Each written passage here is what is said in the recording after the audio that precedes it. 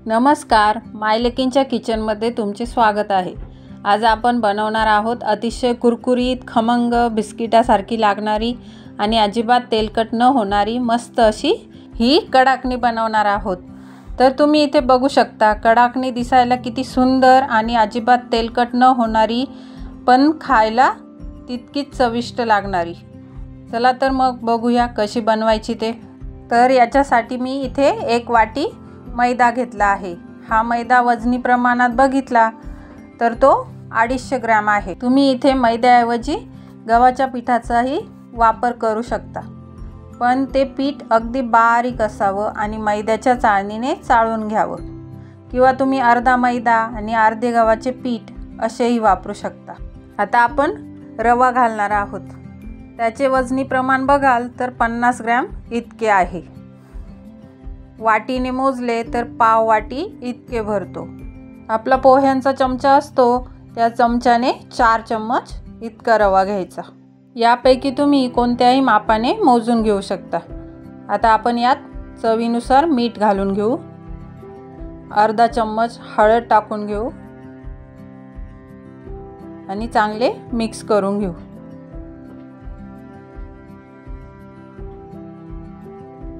Mix करून झाले त्यामध्ये मोहन घालण्यासाठी मी इथे पोह्यांच्या चमच्याने 4 चम्मच तेल गरम करून घेतले आहे। ते आपण त्याच्यावरती घालून घेणार आहोत। तेल एकदम कडकडीत पाहिजे, म्हणजे आपली कडाकणी खुसखुशीत होतील। आता हे चमच्याने मिक्स करून घेऊ। तेल टाकल्या हाताने मिक्स करायचे नाही, नाहीतर चटका बसू शकतो। म्हणून आधी चमच्याने मिक्स करायचे, नंतर सर्व तेल पिठाला चांगले चोळून घ्यायचे, म्हणजे आपले पीठ हलके होईल आणि कडाकणी कुरकुरीत होतील।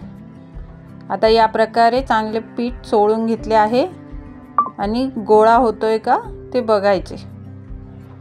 असा गोळा तयार झाला की समजायचे पिठाला मोहन चांगले लागले आहे। आता त्यामध्ये थोडे पाणी टाकून घट्टसर मऊ असा गोळा मळून घ्यायचा आहे। खूप घट्टही मळायचा नाही आणि खूप पातळही ठेवायचा नाही। चपातीला मळतो त्यापेक्षा थोडासा जास्त घट्ट ठेवायचा। पाणी लागताच वापरायचे। मला एकूण इथे अर्धा कप पाणी लागले आहे। हे बघा किती मऊसूत झालं आहे पीठ। अशा प्रकारे झालं की गोळा बनवून तो 10 मिनिटांसाठी झाकून ठेवायचा, म्हणजे त्यातील रवा चांगला भिजला जाईल। आता 10 मिनिटांनंतर बघू, छान असे भिजले आहे। आता त्यावर थोडेसे तेल टाकून पीठ चांगले मळून घ्यायचे आणि त्याचे 3 भाग सारखे करून घ्यायचे। 2 भाग आपण वाटीमध्ये परत झाकून ठेवून देणार आहोत, जेणेकरून पीठ नरम राहील।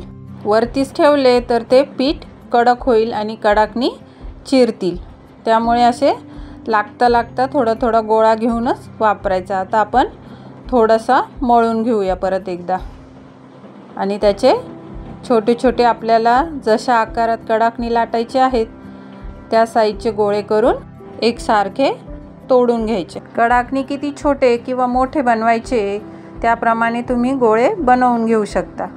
तर मी इथे मध्यम आकाराचे गोळे बनवून घेते आणि याला गोल आकार देऊन चपटे करून घेते आहे। मी इथे थोडे गोळे करून लाटून घेणार आहे। तुम्ही सगळे गोळे एकदाच बनवले तर झाकणाच्या डब्यात घालून ठेवू शकता, किंवा एखाद्या कॉटनच्या कपड्याखाली झाकून ठेवले तरी चालेल। तुम्हाला जी पद्धत सोपी वाटेल ती तुम्ही करू शकता। गोळे तयार करून झाले की आपण आता लाटून घेऊया। कडाकणी लाटताना त्याला तेल पीठ काहीच लावायची गरज नाही, अशीच ती छान लाटली जातात। कडाकणी लाटताना ती खूप पातळ किंवा जाडही लाटायची नाही, मीडियम अशी लाटायची। हे बघा, अशा प्रकारे पातळ अशी लाटून घ्यायची। आता कडाकणी अशीच तळली तर ती नरम पडतात, म्हणून मी त्याला चमच्याच्या साहाय्याने असे होल पाडून घेते, म्हणजे कडाकणी कुरकुरीत होईल आणि ती मऊ पडणार नाही। तर इथे मी सर्व कडाकणी लाटून घेतली आहे। या प्रमाणात माझी इथे मीडियम साईजची 51 कडाकणी तयार झाली आहे। आता आपण ती तळून घेऊया। तेल चांगले गरम करून घ्यायचे। तेल चांगले गरम झाले की एक एक करून कडाकणी तळून घेऊया। कडाकणी तेलात टाकल्यानंतर एका बाजूने गोल्डन कलर आल्याशिवाय ती पलटून घ्यायची नाही। एक साईड चांगली तळली गेली की मग दुसऱ्या साईडने तळायची। कडाकणी तळताना घाई करायची नाही। मंद आचेवर एक एक कडाकणी छान खरपूस होईपर्यंत तळायची।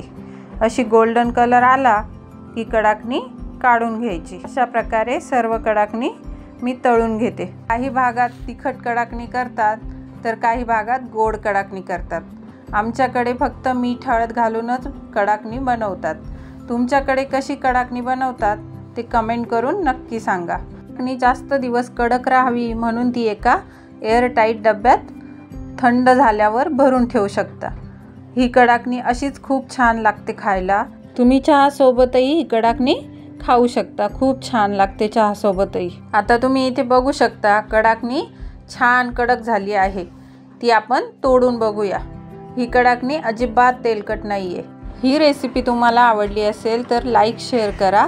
अजून अशाच नवनवीन रेसिपी बघण्यासाठी माय लेकी किचन रेसिपी चॅनलला सबस्क्राईब करा। पूर्ण व्हिडिओ पाहिल्याबद्दल खूप खूप धन्यवाद।